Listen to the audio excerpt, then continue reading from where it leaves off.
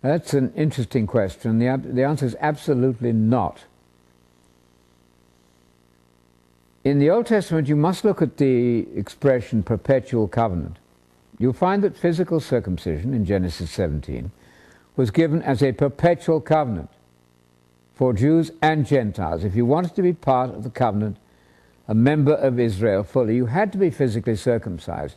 Everybody knows, I think, that Paul says that is not true today.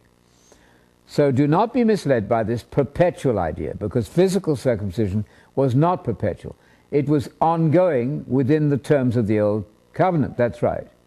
The same would be true of the Sabbath, which is given as a sign between God and Israel, as a permanent covenant. That's true. But when the new covenant comes in, we are not bound by the Sabbath law. This is absolutely clear from the whole book of Galatians. 2 Corinthians chapter 3 speaks about the 10 Commandments being the Old Covenant, and a greater glory adheres to the New Covenant.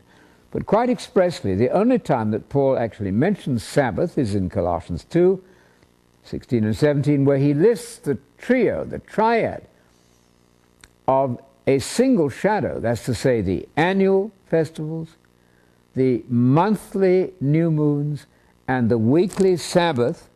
The weekly Sabbath. These are a single shadow. So if one is going to argue for the weekly Sabbath, I don't recommend you do, then you must insist on the new moons and the festivals also. The whole thing is quite clear. Those are a single shadow. If you'd go to our website, free online there, I have something on the law, the Sabbath, and New Covenant Christianity. Many people have written expertly on this.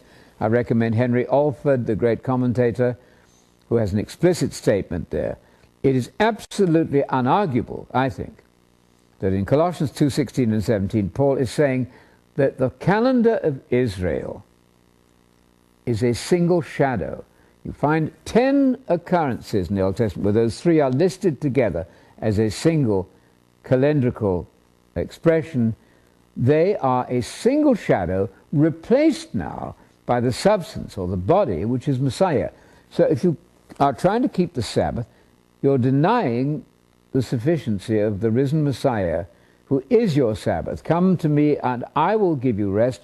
And in Matthew 12, you'll find that Jesus there alluded to the fact there were people, even in Old Covenant times, who were exempt from Sabbath law. When the priests were working in the temple, they weren't bound by the Sabbath. And he says, look at me, I'm the greater priest, I'm the greater temple.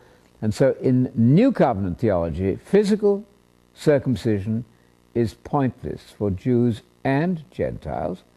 I tell all of you, Paul says in Galatians there, that if you get circumcised, don't do it, all of you now, you will be obliged to keep the whole law. I want people to sit down and define what is this whole law which you are not obliged to keep, which you shouldn't keep. Obviously, he's not talking about the laws of sexual purity, the law of loving your neighbor. We know that is absolutely unchanging. But there's a whole business of law there, what in Ephesians 2, the parallel there, in Ephesians 2:14, he speaks of the law of ordinances. Those are the things which made a Jew stand out as different from the Gentiles. Those markers, those identity markers, are not to be kept by the international church of God, the international church, the true people of God, the Israel of God in Galatians 6:16. And when I mention that term, Israel of God, I hasten to add, that doesn't mean we don't believe in a future for what we'd call now blinded Israel, Jews, roughly speaking. There's a future for them coming in prophecy. That's quite clear. But for the moment, we are the Israel of God, the true people of God.